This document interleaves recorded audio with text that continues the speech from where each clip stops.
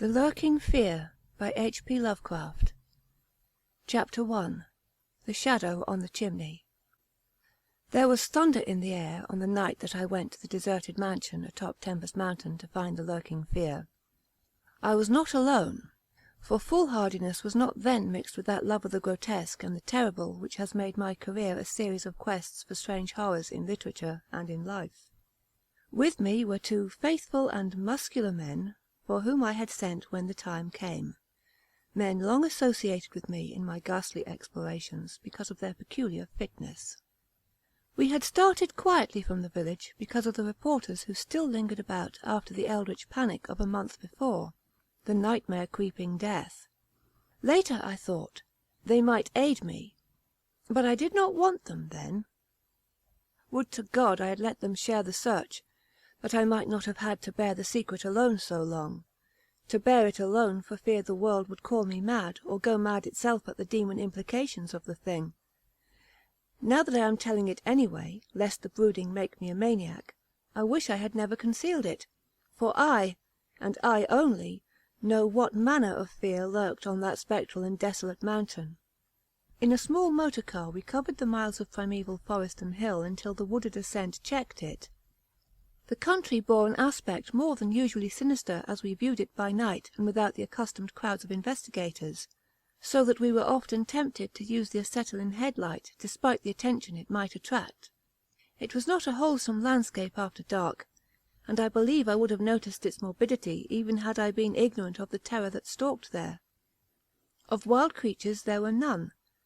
They are wise when death leers close. The ancient lightning-scarred trees seemed unnaturally large and twisted, and the other vegetation unnaturally thick and feverish, while curious mounds and hummocks in the weedy, fulgurite-pitted earth reminded me of snakes and dead men's skulls swelled to gigantic proportions. Fear had lurked on Tempest Mountain for more than a century. This I learned at once from newspaper accounts of the catastrophe which first brought the region to the world's notice. The place is a remote, lonely elevation in that part of the Catskills where Dutch civilization once feebly and transiently penetrated, leaving behind as it receded only a few mined mansions and a degenerate squatter population inhabiting pitiful hamlets on isolated slopes. Normal beings seldom visited the locality till the state police were formed, and even now only infrequent troopers patrol it. The fear, however, is an old tradition throughout the neighbouring villages, since it is a prime topic in the simple discourse of the poor mongrels who sometimes leave their valleys to trade hand-woven baskets for such primitive necessities as they cannot shoot, raise, or make. The lurking fear dwelt in the shunned and deserted Martense mansion, which crowned the high but gradual eminence whose liability to frequent thunderstorms gave it the name of Tempest Mountain. For over 100 years the antique, grove-circled stone house had been the subject of stories incredibly wild and monstrously hideous. Stories of a silent, colossal, creeping death which stalked abroad in summer. With whimpering insistence the squatters told tales of a demon which seized lone wayfarers after dark, either carrying them off or leaving them in a frightful state of gnawed dismemberment, while sometimes they whispered of blood trails towards the distant mansion. Some said the thunder called the lurking fear out of its habitation, while others said the thunder was its voice. No one outside the backwoods had believed these varying and conflicting stories, with their incoherent, extravagant depictions of the whole-glimpsed fiend. Yet not a farmer or villager doubted that the Martense mansion was ghoulishly haunted. Local history forbade such a doubt, although no ghostly evidence was ever found by such investigators as had visited the building, after some especially vivid tale of the squatters. Grandmothers told strange myths of the Martense spectre, myths concerning the Martense family itself, its queer hereditary dissimilarity of eyes, its long, unnatural annals, and the murder which had cursed it. The terror which brought me to the scene was a sudden and portentous confirmation of the mountaineer's wildest legends. One summer night, after a thunderstorm of unprecedented violence, the countryside was aroused by a squatter stampede which no mere delusion could create. The pitiful throngs of natives shrieked and whined of the unnameable horror which had descended upon them, and they were not doubted. They had not seen it, but had heard such cries from one of their hamlets that they knew a creeping death had come. In the morning, citizens and state troopers followed the shuddering mountaineers to the place where they said the death had come. Death was indeed there. The ground under one of the squatters' villages had caved in after a lightning stroke, destroying several of the malodorous shanties, but upon this property damage was superimposed an organic devastation which paled it to insignificance. Of a possible 75 natives who had inhabited the spot, not one living specimen was visible. The disordered earth was covered with blood and human debris bespeaking too vividly the ravages of demon teeth and talons, yet no visible trail led away from the carnage. That some hideous animal must be the cause, every one quickly agreed, nor did any tongue now revive the charge that such cryptic deaths formed merely the sordid murders common in decadent communities. That charge was revived only when about 25 of the estimated population were found missing from the dead, and even then it was hard to explain the murder of 50 by half that number. But the fact remains that on a summer night a bolt had come out of the heavens and left a dead village whose corpses were horribly mangled, chewed, and clawed. The excited countryside immediately connected the horror with the haunted Martense mansion, though the localities were over 3 miles apart. The troopers were more sceptical, including the mansion only casually in their investigations, and dropping it altogether when they found it thoroughly deserted. Country and village people, however, canvassed the place with infinite care, overturning everything in the house, surrounding ponds and brooks, beating down bushes and ransacking the nearby forests. All was in vain. The death that had come had left no trace save destruction itself. By the second day of the search the affair was fully treated by the newspapers, whose reporters overran Tempest Mountain. They described it in much detail, and with many interviews to elucidate the horror's history as told by local grandams. I followed the accounts languidly at first, for I am a connoisseur in horrors, but after a week I detected an atmosphere which stirred me oddly, so that on August 5, 1921, I registered among the reporters who crowded the hotel at Lefferts Corners, nearest village to Tempest Mountain and acknowledged headquarters of the searchers.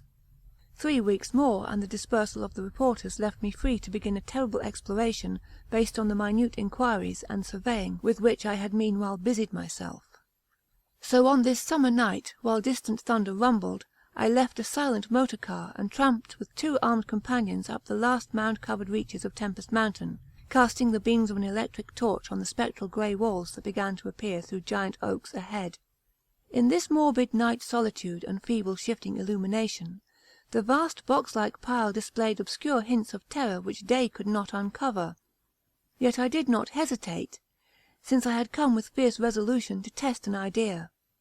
I believed that the thunder called the death demon out of some fearsome secret place, and be that demon solid entity or vaporous pestilence, I meant to see it. I had thoroughly searched the ruin before, hence knew my plan well, choosing as the seat of my vigil the old room of Jan Martense, whose murder looms so great in the rural legends. I felt subtly that the apartment of this ancient victim was best for my purposes. The chamber, measuring about 20 feet square, contained like the other rooms some rubbish which had once been furniture. It lay on the 2nd story, on the south-east corner of the house, and had an immense east window and narrow south window, both devoid of panes or shutters. Opposite the large window was an enormous Dutch fireplace with scriptural tiles representing the prodigal son, and opposite the narrow window was a spacious bed built into the wall. As the tree-muffled thunder grew louder, I arranged my plan's details. First I fastened side by side to the ledge of the large window 3 rope ladders which I had brought with me. I knew they reached a suitable spot on the grass outside, for I had tested them.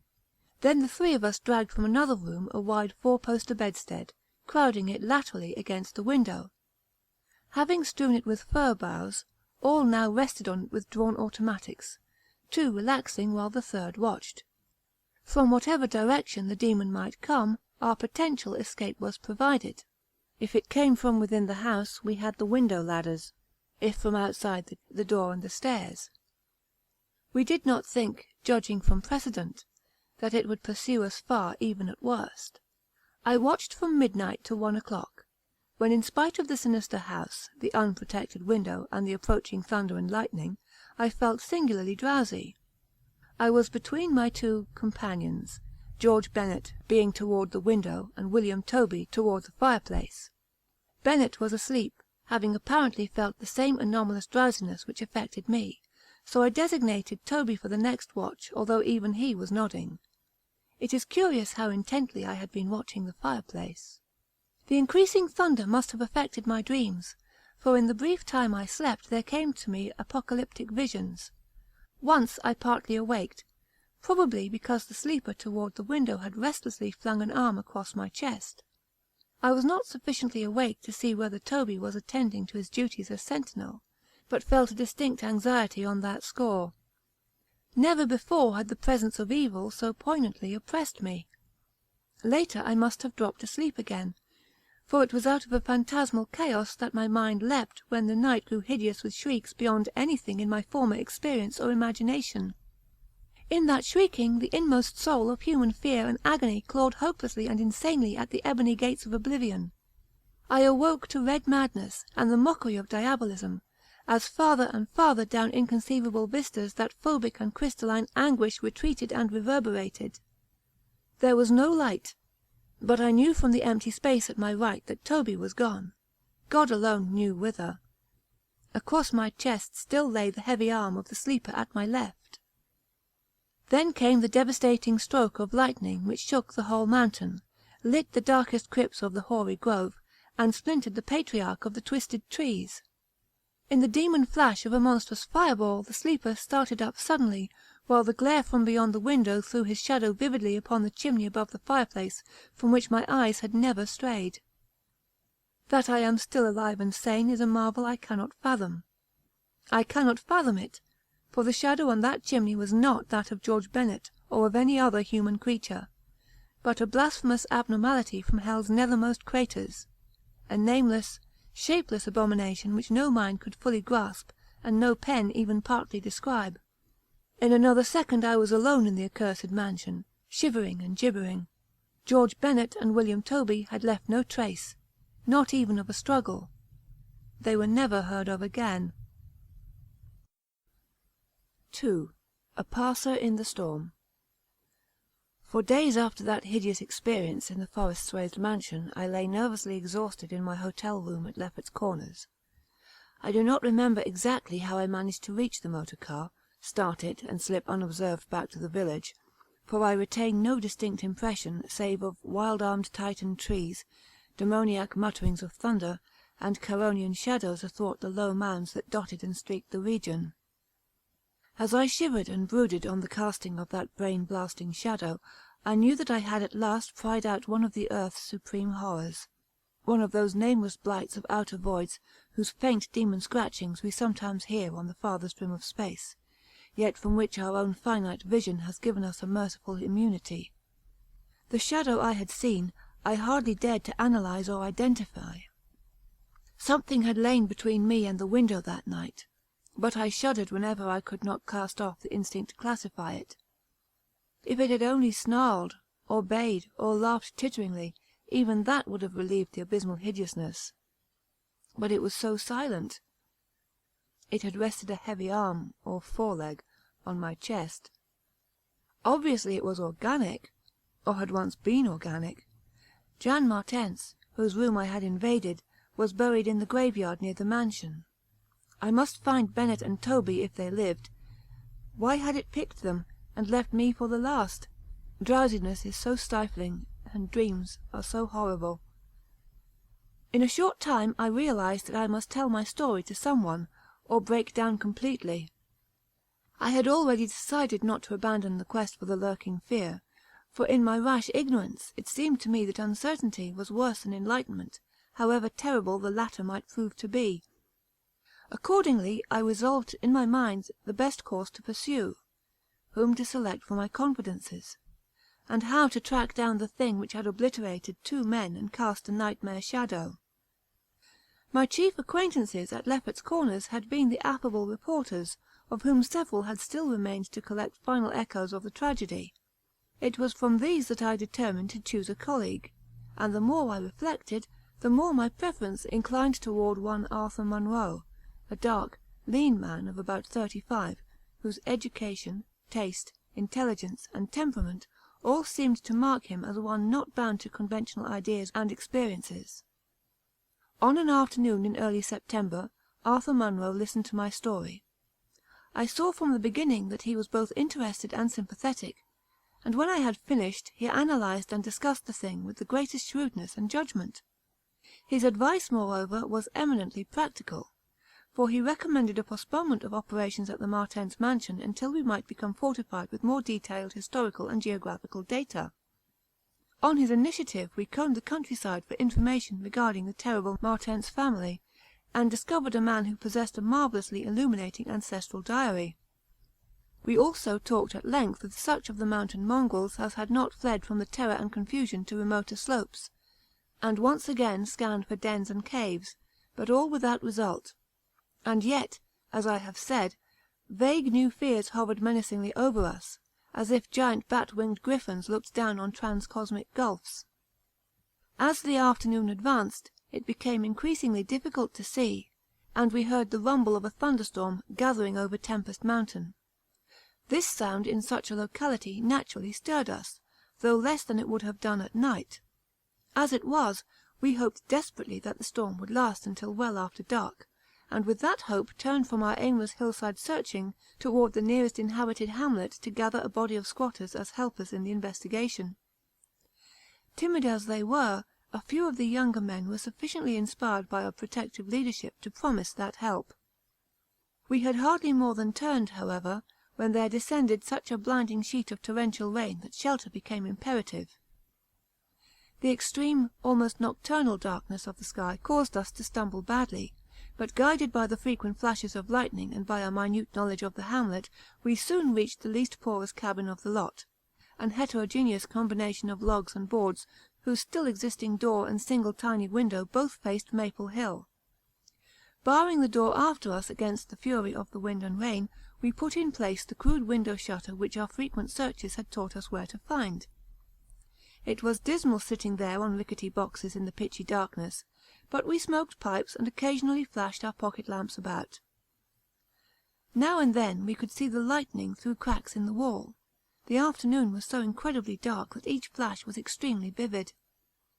The stormy vigil reminded me shudderingly of my ghastly night on Tempest Mountain. My mind turned to that odd question which had kept recurring ever since the nightmare thing had happened, and again I wondered why the demon, approaching the three watchers either from the window or the interior, had begun with the men on each side and left the middle man till the last, when the Titan fireball had scared it away. Why had it not taken its victims in natural order, with myself second, from whichever direction it had approached? With what manner of far-reaching tentacles did it prey? Or did it know that I was the leader, and saved me for a fate worse than that of my companions? In the midst of these reflections, as if dramatically arranged to intensify them, there fell near by a terrific bolt of lightning followed by the sound of sliding earth. At the same time the wolfish wind rose to demoniac crescendos of ululation. We were sure that the one tree on Maple Hill had been struck again, and Monroe rose from his box and went to the tiny window to ascertain the damage. When he took down the shutter, the wind and rain howled deafeningly in, so that I could not hear what he said, but I waited while he leaned out and tried to fathom nature's pandemonium. Gradually, a calming of the wind and dispersal of the unusual darkness told of the storm's passing. I had hoped it would last into the night to help our quest, but a furtive sunbeam from a knot-hole behind me removed the likelihood of such a thing. Suggesting to Monroe that we had better get some light even if more showers came, I unbarred and opened the crude door.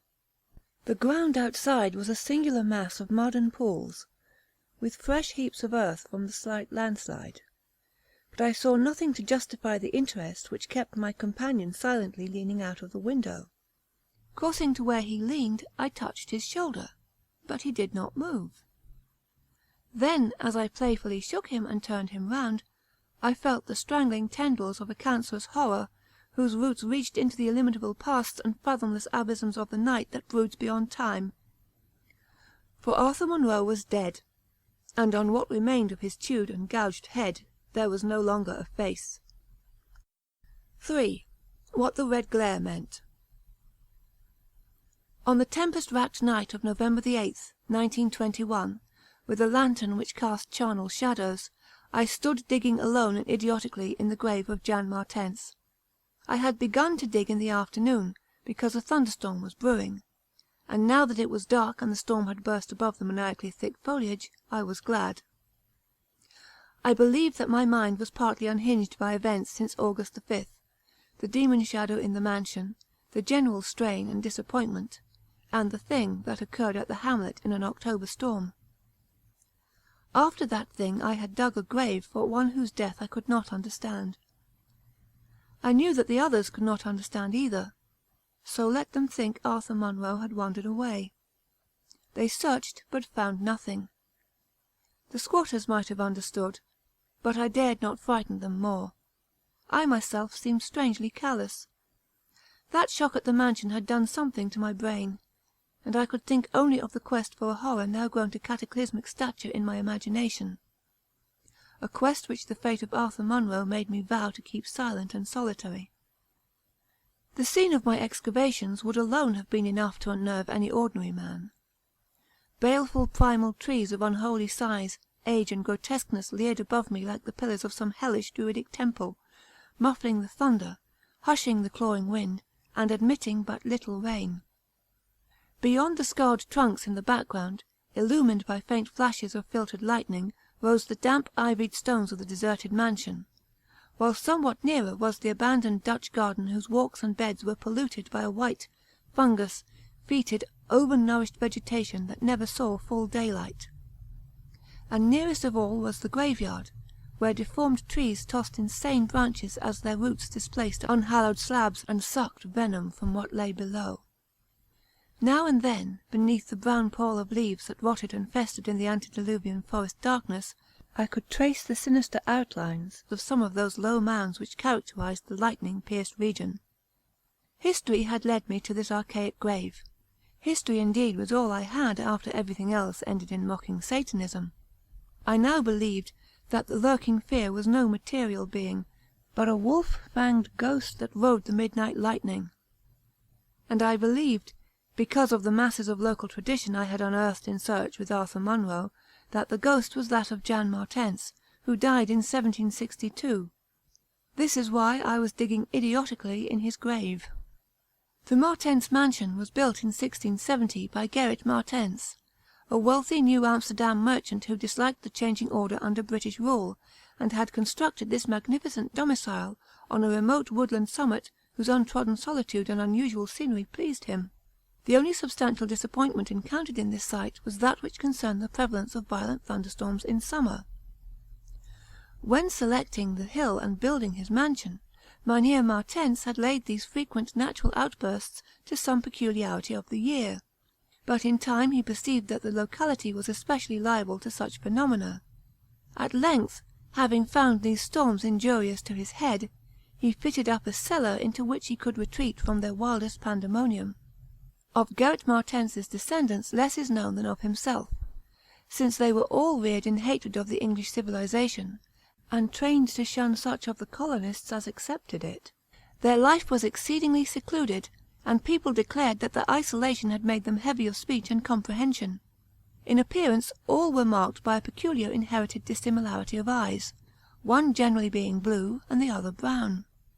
Their social contacts grew fewer and fewer, till at last they took to intermarrying with the numerous menial classes about the estate. Many of the crowded family degenerated, moved across the valley, and merged with the mongrel population which was later to produce the pitiful squatters. The rest had stuck sullenly to their ancestral mansion, becoming more and more clannish and taciturn, yet developing a nervous responsiveness to the frequent thunderstorms. Most of this information reached the outside world through young Jan Martense, who from some kind of restlessness joined the colonial army when news of the Albany Convention reached Tempest Mountain. He was the first of Gerrit's descendants to see much of the world, and when he returned in 1760 after 6 years of campaigning, he was hated as an outsider by his father, uncles, and brothers, in spite of his dissimilar Martense eyes. No longer could he share the peculiarities and prejudices of the Martenses, while the very mountain thunderstorms failed to intoxicate him as they had before. Instead his surroundings depressed him, and he frequently wrote to a friend in Albany of plans to leave the paternal roof. In the spring of 1763, Jonathan Gifford, the Albany friend of Jan Martense, became worried by his correspondent's silence, especially in view of the conditions and quarrels at the Martense mansion. Determined to visit Jan in person, he went into the mountains on horseback. His diary states that he reached Tempest Mountain on September the 20th, finding the mansion in great decrepitude. The sullen, odd-eyed Martenses, whose unclean animal aspect shocked him, told him in broken gutturals that Jan was dead. He had, they insisted, been struck by lightning the autumn before, and now lay buried behind the neglected sunken gardens. They showed the visitor the grave, barren and devoid of markers. Something in the Martenses' manner gave Gifford a feeling of repulsion and suspicion, and a week later he returned with a spade and mattock to explore the sepulchral spot. He found what he expected, a skull crushed cruelly as if by savage blows. So returning to Albany he openly charged the Martenses with the murder of their kinsman. Legal evidence was lacking, but the story spread rapidly round the countryside, and from that time the Martenses were ostracised by the world. No one would deal with them, and their distant manor was shunned as an accursed place. Somehow they managed to live on independently by the product of their estate, for occasional lights glimpsed from far-away hills attested their continued presence. These lights were seen as late as 1810, but toward the last they became very infrequent. Meanwhile there grew up about the mansion and the mountain a body of diabolic legendary. The place was avoided with doubled assiduousness, and invested with every whispered myth tradition could supply. It remained unvisited till 1816, when the continued absence of lights was noticed by the squatters. At that time a party made investigation, finding the house deserted and partly in ruins. There were no skeletons about, so that departure rather than death was inferred. The clan seemed to have left several years before, and improvised penthouses showed how numerous it had grown prior to its migration. Its cultural level had fallen very low, as proved by decaying furniture and scattered silverware which must have been long abandoned when its owners left. But though the dreaded Martenses were gone, the fear of the haunted house continued, and grew very acute when new and strange stories arose among the mountain descendants. There it stood, deserted, feared, and linked with the vengeful ghost of Jan Martense. There it still stood on the night I dug in Jan Martense's grave. I have described my protracted digging as idiotic, and such it indeed was in object and method. The coffin of Jan Martense had soon been unearthed. It now held only dust and nitre, but in my fury to exhume his ghost I delved irrationally and clumsily down beneath where he had lain. God knows what I expected to find. I only felt that I was digging in the grave of a man whose ghost stalked by night. It is impossible to say what monstrous depth I had attained when my spade, and soon my feet, broke through the ground beneath. The event, under the circumstances, was tremendous, for in the existence of a subterranean space here, my mad theories had terrible confirmation. My slight fall had extinguished the lantern, but I produced an electric pocket-lamp and viewed the small horizontal tunnel which led away indefinitely in both directions. It was amply large enough for a man to wriggle through, and though no sane person would have tried at that time, I forgot danger, reason, and cleanliness in my single-minded fever to unearth the lurking fear. Choosing the direction toward the house, I scrambled recklessly into the narrow burrow, squirming ahead blindly and rapidly, and flashing but seldom the lamp I kept before me. What language can describe the spectacle of a man lost in infinitely abysmal earth, pawing, twisting, wheezing, scrambling madly through sunken convolutions of immemorial blackness without an idea of time, safety, direction, or definite object? There is something hideous in it, but that is what I did. I did it for so long that life faded to a far memory, and I became one with the moles and grubs of nighted depths. Indeed, it was only by accident that after interminable writhings I jarred my forgotten electric lamp alight, so that it shone eerily along the burrow of caked loam that stretched and curved ahead. I had been scrambling in this way for some time, so that my battery had burned very low, when the passage suddenly inclined sharply upward, altering my mode of progress. And as I raised my glance, it was without preparation that I saw glistening in the distance 2 demoniac reflections of my expiring lamp. two reflections glowing with a baneful and unmistakable effulgence, and provoking maddeningly nebulous memories. I stopped automatically, though lacking the brain to retreat. The eyes approached, yet of the thing that bore them I could distinguish only a claw. But what a claw! Then far overhead I heard a faint crashing which I recognised. It was the wild thunder of the mountain, raised to hysteric fury. I must have been crawling upward for some time, so that the surface was now quite near, and as the muffled thunder clattered, those eyes still stared with vacuous viciousness. Thank God I did not know what it was then, else I should have died. But I was saved by the very thunder that had summoned it, for after a hideous wait there burst from the unseen outside sky one of those frequent mountainward bolts whose aftermath I had noticed here and there as gashes of disturbed earth and fulgurites of various sizes. With cyclopean rage it tore through the soil above that damnable pit, blinding and deafening me, yet not wholly reducing me to a coma.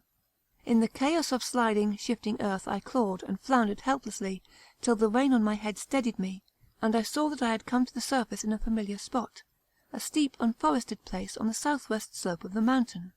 Recurrent sheet lightings illumined the tumbled ground and the remains of the curious low hummock which had stretched down from the wooded higher slope, but there was nothing in the chaos to show my place of egress from the lethal catacomb. My brain was as great a chaos as the earth, and as a distant red glare burst on the landscape from the south I hardly realised the horror I had been through. But when 2 days later the squatters told me what the red glare meant, I felt more horror than that which the mould burrow and the claw and eyes had given, more horror because of the overwhelming implications. In a hamlet 20 miles away an orgy of fear had followed the bolt which brought me above ground, and a nameless thing had dropped from an overhanging tree into a weak-roofed cabin. It had done a deed, but the squatters had fired the cabin in frenzy before it could escape. It had been doing that deed at the very moment the earth caved in on the thing with the claw and eyes. 4. The horror in the eyes. There can be nothing normal in the mind of one who, knowing what I knew of the horrors of Tempest Mountain, would seek alone the fear that lurked there. That at least 2 of the fear's embodiments were destroyed, formed but a slight guarantee of mental and physical safety in this acheron of multiform diabolism. Yet I continued my quest with even greater zeal as events and revelations became more monstrous. When, 2 days after my frightful crawl through that crypt of the eyes and claw, I learned that a thing had malignly hovered 20 miles away at the same instant the eyes were glaring at me, I experienced virtual convulsions of fright. But that fright was so mixed with wonder and alluring grotesqueness, that it was almost a pleasant sensation. Sometimes, in the throes of a nightmare, when unseen powers whirl one over the roofs of strange dead cities toward the grinning chasm of Nis, it is a relief and even a delight to shriek wildly and throw oneself voluntarily along with the hideous vortex of dream doom into whatever bottomless gulf may yawn. And so it was with the walking nightmare of Tempest Mountain. The discovery that 2 monsters had haunted the spot gave me ultimately a mad craving to plunge into the very earth of the accursed region, and with bare hands dig out the death that leered from every inch of the poisonous soil. As soon as possible I visited the grave of Jan Martense and dug vainly where I had dug before. Some extensive cave-in had obliterated all trace of the underground passage, while the rain had washed so much earth back into the excavation that I could not tell how deeply I had dug the other day. I likewise made a difficult trip to the distant hamlet where the death creature had been burnt, and was little repaid for my trouble. In the ashes of the fateful cabin I found several bones, but apparently none of the monsters. The squatters said the thing had only one victim, but in this I judged them inaccurate, since besides the complete skull of a human being, there was another bony fragment which seemed certainly to have belonged to a human skull at some time. Though the rapid drop of the monster had been seen, no one could say just what the creature was like. Those who had glimpsed it called it simply a devil. Examining the great tree where it had lurked, I could discern no distinctive marks. I tried to find some trail into the Black Forest, but on this occasion could not stand the sight of those morbidly large boles, or of those vast serpent-like roots that twisted so malevolently before they sank into the earth. My next step was to re-examine with microscopic care the deserted hamlet where death had come most abundantly, and where Arthur Monroe had seen something he never lived to describe. Though my vain previous searches had been exceedingly minute, I now had new data to test, for my horrible grave crawl convinced me that at least one of the phases of the monstrosity had been an underground creature. This time, on the 14th of November, my quest concerned itself mostly with the slopes of Cone Mountain and Maple Hill, where they overlook the unfortunate hamlet, and I gave particular attention to the loose earth of the landslide region on the latter eminence. The afternoon of my search brought nothing to light, and dusk came as I stood on Maple Hill looking down at the hamlet and across the valley to Tempest Mountain. There had been a gorgeous sunset, and now the moon came up, nearly full and shedding a silver flood over the plain, the distant mountainside, and the curious low mounds that rose here and there.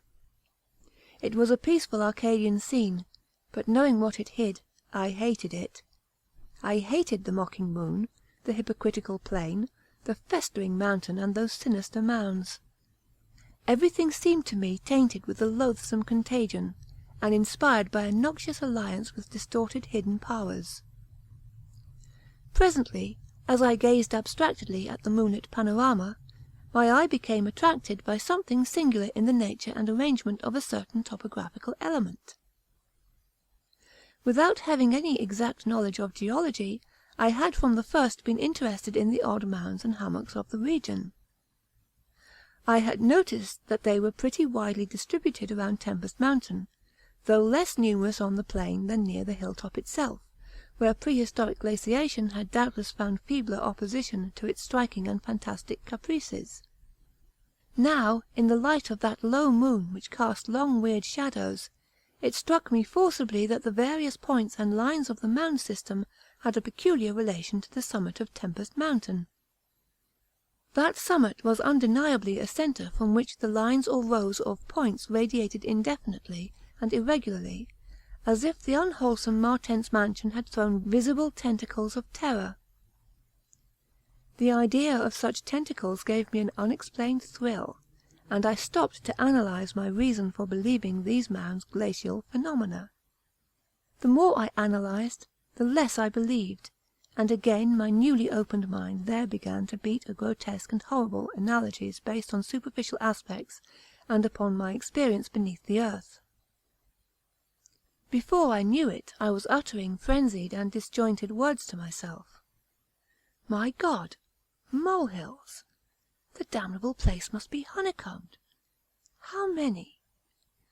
That night at the mansion, they took Bennet and Toby first, on each side of us.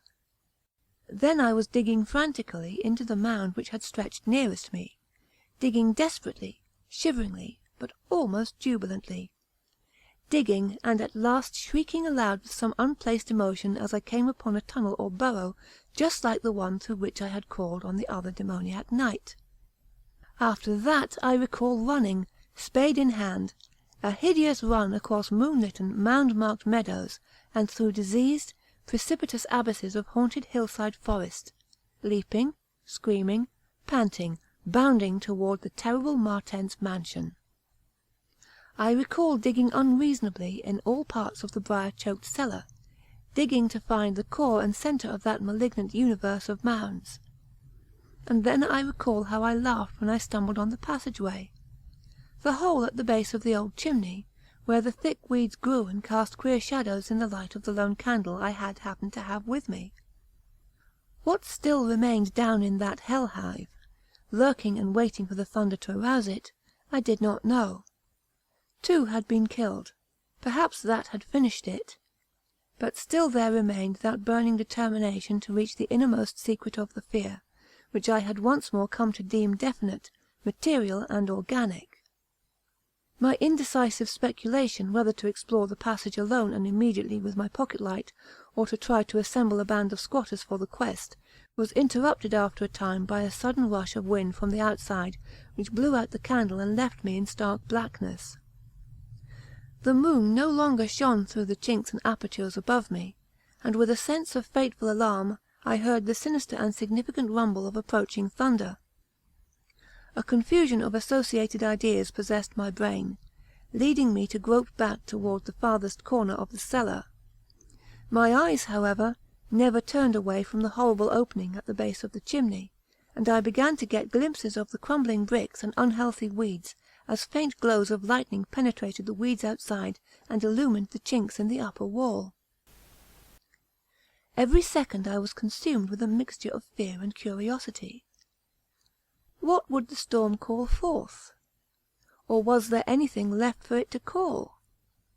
Guided by a lightning flash, I settled myself down behind a dense clump of vegetation, through which I could see the opening without being seen.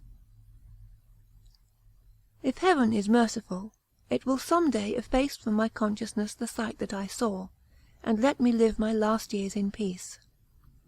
I cannot sleep at night now, and have to take opiates when it thunders.